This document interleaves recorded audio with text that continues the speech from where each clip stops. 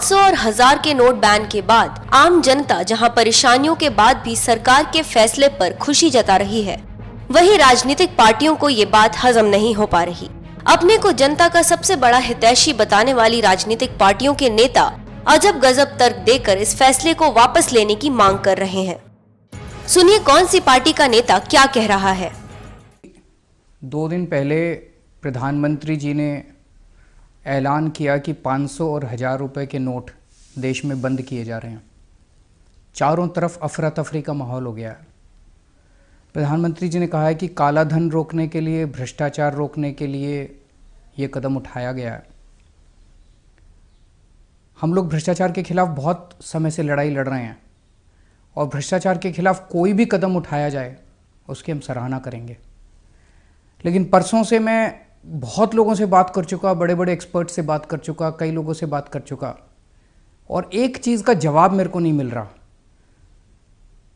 कि 1000 के नोट बंद करके 2000 के नोट लाने से भ्रष्टाचार कैसे खत्म होगा।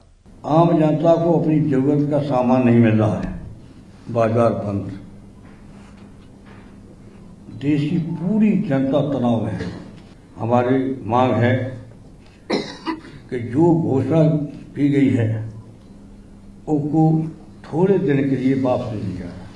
हमेशा की आप करिए, मैं सहमत हूँ, मैंने पहले कह दिया सहमत हूँ, लेकिन थोड़े दिन के लिए ये वापस लीजिए और आम जनता को कुछ मौका दीजिए।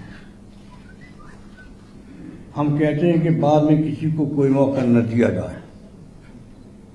आप चाहे 1 महीना, चाहे 15 से, चाहे 10 दिन का दे दो, चाहे 1 हफ्ता का दे दो, मुझे कोई आपत्ति नहीं। उसके बाद नहीं देना है समय किसी को भी, क्योंकि हम तो काले धन के खिलाफ हैं। वापस आए देश में, हम कहते हैं कि बाद में किसी को कोई मौका न दिया जाए। हम पूरी तरह इसके पक्ष में हैं। एक बात, काला धन निकलवाएं, हम आपके साथ हैं। काला धन आए और देश के विकास में लगे, लेकिन जो बीच में ये प्रवेश कर दिया है, जो तरीका निकाला है, उसके हम खिलाफ। कि जिस प्रकार से कांग्रेस पार्टी के जमाने में एक बार पूरे देश भर में राजनीतिक इमरजेंसी लगाई गई थी, तो ठीक उसी प्रकार से अब बीजेपी व श्री नरेंद्र मोदी के शासनकाल में भी अब यहाँ पूरे देश में अघोषित आर्थिक इमरजेंसी लगा दी गई है।